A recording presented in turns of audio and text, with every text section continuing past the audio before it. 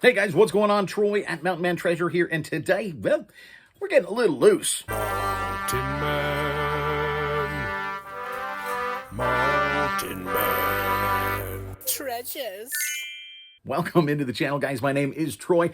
I'm a part-time reseller based out of Montana. I have a day job, or well, I have a very early morning job at a radio station.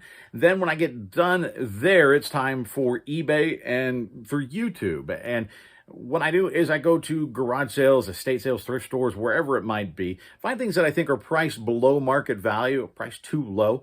I buy them and then I sell them online for a profit. And I do that primarily on eBay. And that's what this channel is all about, is about showing you the things that I buy, the things that I sell, and teaching you the things that I've learned along the way so that hopefully your business can improve. And one of the things I wanted to talk about today, or what I wanted to talk about primarily, is action figures. Not even necessarily action figures, but just figures, toys. And the fact that they don't have to be still on the card, in the bubble, that they don't have to be new in order to be valuable. I think that's a misconception that a lot of people have. And I think you're probably passing by some money at these garage sales. And so I want to get into that, but I first want to hit on a couple of things. First, I just want to thank you guys for contributing. We're working on supporting and adopting a family for Christmas. This is a family. It's a mom and two young girls that have had I don't want to get into it. They've had a really tough year, and things are not necessarily going to get better in the next year. And so we have ended up through an organization here in town adopting them for Christmas. And I just dropped off the gifts the other day. And actually, I had to go back. I received a few more, some monetary donations, and another gift showed up at my house. I had to bring that back and say, hey, Santa forgot a couple. Right, so we've made a couple trips over there, and we'll show you that video here in a couple of days of the stuff that we picked up and took over there. It's pretty phenomenal. We filled the back of the car with all kinds of gifts, and it's just, you guys helped do that. So many of you, I said, hey, we're doing this. If you'd like to help out, you certainly can. Here's how you can help. And so many of you jumped in with gifts and donations, and this family is going to be truly blessed this holiday season because of you. So thank you so much. It means an awful lot that you were willing to help out perfect strangers so far away. We had people from Canada donating money, not even in the same country, and y'all are helping out. So thank you so much for that. And really, I guess along the same lines, we talked a couple videos ago about Paul. Paul was the man who originally designed the Mountain Man t-shirts that we had for some time. We still have some of those. The link is down below in our Big Cartel store.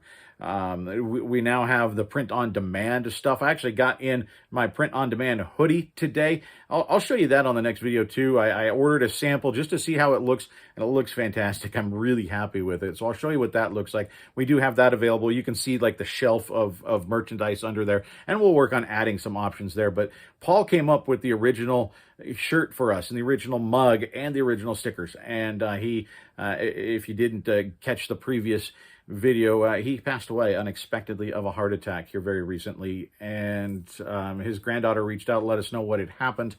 And myself, a couple other channels, Kevin Commonwealth Picker, part-time pickers, also helping out here. I know we're raising some money for his family, obviously some unexpected costs. So any of his original shirts and mugs and stickers that sell until the end of the year, all those proceeds are going to Paul's family. And you guys have jumped in, and I've shipped out multiple shirts and mugs and stuff. So thank you guys for doing that. It means a lot. And we're going to be able to send a nice little check over to Paul's family. So thank you for doing that. But jumping in now into the topic of the day, we're talking about loose figures. And I say action figures just because that's the easiest, right? And I'll put some, what I'll do is I'll put some underneath here, just what I have sold in the last let's say 3 weeks, like pretty much December. I'll go back and grab some, and I'll just start flashing them underneath here. You can see the solds that I've had over the last, like I said, 3 weeks of loose figures. Now, most of these aren't necessarily big money, and there's a lot of people out there that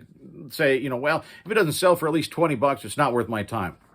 Okay, that's not me. That's not my business model. If I could sell things that are $20 or above all the time, I certainly would do it. But I'm not going to scoff at a $5 bill or a $10 bill or a $15 Bill. I'm not going to scoff at that. Money is money. And based on how easy it is to list that item and store that item and ship that item, lower dollar items are perfectly fine with me if they check the boxes. And action figures do that. They're very easy to list. Now, one of the things that sort of catches people, I think, is they go, well, I'm not going to know what it is. There's Google Lens. That can help you. You take a picture, it searches, it can find it. A lot of times that helps. eBay's got a search too, where instead of scanning the barcode, you can take a picture. It'll search listings. Sometimes you can find it that way. But you know what? Very often, I find if you look at the back of the figure or on the bottom of its foot, wherever it is, somewhere on that figure, 9 times out of 10 is going to be a year and a company. Sometimes that's all it takes is to punch in a year and a company, and you start just scrolling through. Even if you have no idea what it is, you're going to find a picture that looks like it. That can narrow it down, or you might just find the very same one. Now, just as an object lesson, I actually went yesterday to Goodwill and picked up a bag that had a couple figures and some accessories in it. Let me show you what I picked up. All right, well, I'll show you a couple of the things here. One of them is actually on the table behind me. I'll have to grab it. But here it is. $3.99 is what I picked up. And it had 2 of these dolls in it. This is Monster High. Picked them up. I've sold them before. Some of them for very good money. A lot of them are just average. You know, they're not huge money, but they sell pretty well. Monster High is a good seller online. I've sold her before, so I know. This is Claudia, Clawdia. It's all a play on words with Monster High. So on the back here, set that down because I know that's probably crinkling. You have to look like a creeper at garage sales when you're looking because they put them on the butt. So right there, I know I've got bad lighting here. One of my lights went out. So my lighting is awful. But right back here, it says 2015 Mattel. And then it's got, made in China and a couple of other numbers on there. But if you just, I knew this was Monster High, so that helped. But you can punch in 2015 Mattel, and in this case, Monster High. And then you can scroll through and you can find the doll that matches it. Now, this one, I've got to look it up. This is probably a $10 doll. It's not super valuable. Remember, I spent $4 on the whole thing. I've got another one, and that one is probably, again, a $10 doll. So $20 in the dolls. And now we talk about loose figures. Loose accessories can be just as or more valuable, especially when you're looking at like the vintage stuff. Vintage original line Star Wars. You find Leia's gun, and it's a huge seller, right? You find, because all of those, those things are little, and they were all lost. Boys' toys, we all lost the accessories. We destroyed the figures, and we lost the accessories. And that's why they're more rare. That's why they're more valuable. Now, girls' toys, it doesn't tend to be quite the same story. They keep better care of their stuff, stereotypically. But these accessories are still valuable. So if you look in the bag here, there's all kinds of shoes. There's purses. There's dresses in here. There's little tiaras and stuff. All of this is worth money. Now, I could probably make a lot more if I knew about Monster High. I know very, very little. I know enough to pick it up when I see it for cheap, right? But if I knew more about it, I could look these things up individually, or if I cared more about it, because let's be honest, you can find any information that you want if you want to devote the time. I really don't on this, honestly.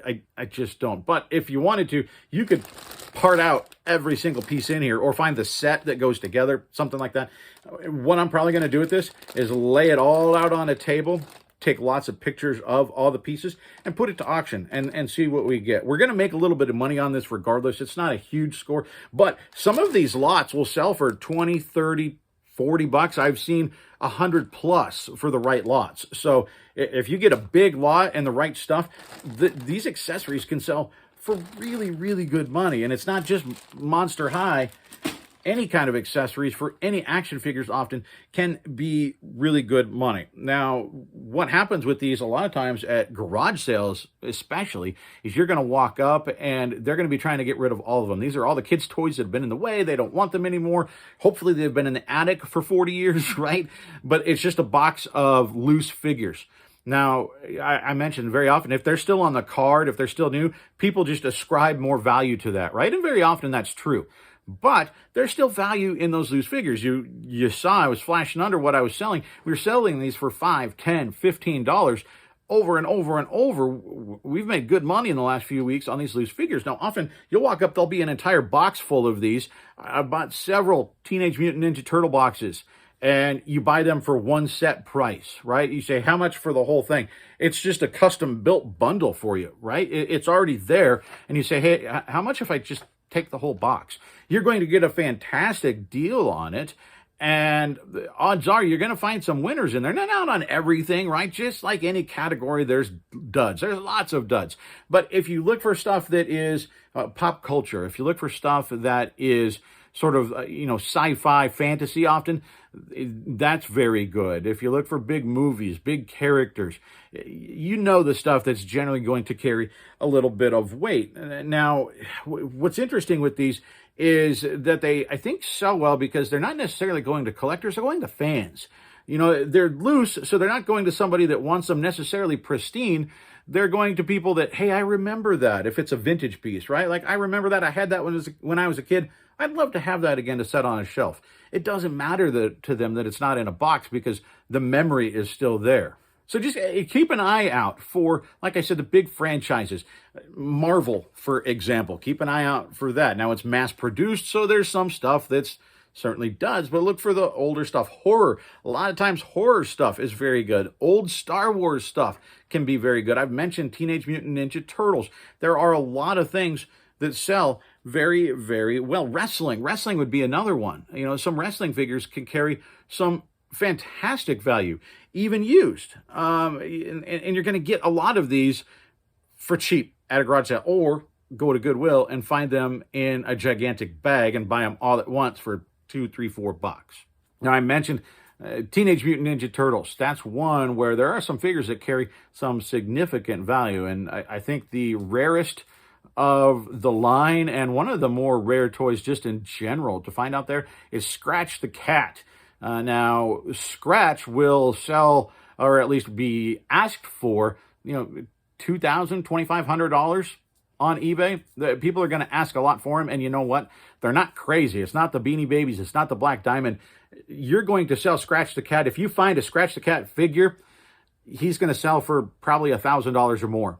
It's just a very rare figure. It was a side character in Teenage Mutant Ninja Turtles. Barely appears in the cartoons. It's not even one of the older lines. The original line, 1988, it's not even one of those. It's 1993. It's a much newer figure later in the run, but it was a side character, not in a lot of storylines. He showed up more in the comics than he did in the cartoon and those sort of things. So the company just didn't make that many of them. They just didn't figure kids are going to want this. They just made a low number, sent them out there, and collectors snatched them up. Now, some states got more of them than others, and so there are some that work their way into the market. There's one sitting in an attic or a basement in a box right now that a kid got it, and it's just sitting there waiting for somebody to find it at a garage sale. It's out there, I promise you. And if you find this guy, you might just see him sitting in a box. You would have had no idea that this thing is your next mortgage payment. It's crazy. Even his accessories, if you find those, are going to sell for a couple $100. It's wild. Hotspot is another one from Teenage Mutant Ninja Turtles. He's a fire dog, and that one sells for good money as well. But Scratch the Cat for sure. Keep an eye out for that guy. Another, I guess another brand to watch out for is Schleich. I picked up, you guys might remember if you watched the channel, I picked up some barnyard critters, some horses, cows, sheep, goat, all sorts of stuff. Not that long ago, this summer, I picked up just a pile of it for, I think we paid her $20. And I've still got some. It does take a little while to move, and it took a couple days to go through and look them up and list them and that sort of thing. But when they sell, it's $10, $15, $20 a piece. Some of them were worth a little bit more. Schleich is a brand that carries some weight. There are collectors for it. I'm selling little bitty lambs and stuff for $15 plus shipping. So many of you would pick up a video game that sells for 10 or $15 plus shipping, but those same people would go, I'm not messing with a little figure. Why? It's the same price, right? Same price. And it sells just as well sometimes. It's super easy. So keep an eye out for Schleich. It is a good one. There are other good name brands, but that's just one that jumps to mind and one that I've been selling lately. Now, I did stack a couple of guys here behind me. Let me just show you sort of the range of stuff that I've picked up that I've listed here in the last little bit. So I did just grab a couple out of my box. There's the other Monster High sitting there. We got Michael Jackson up there with his microphone. Now, I think it originally came with maybe a mic stand as well. I'm not sure. That's his Video Awards outfit, but that is a cool figure. This guy's awesome. I think he's 16 inches. Keep an eye out. There is a smaller version as well. This is George from Rampage, and he sells very, very well. I've sold, I think, 2 or 3 of these now.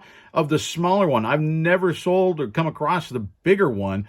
I found this on Facebook Marketplace and paid $15 for him, and then found a couple others and said, in the listing, I said, hey, what about this one, and this one? What about $25 for them all? And she jumped at it. So we got this guy. He's going to put us in the profit just like that. We actually already sold, I'll put up under here, the little dragon that I picked up. He is a Schleich, and he sold for right about $15 plus shipping in just a couple of days.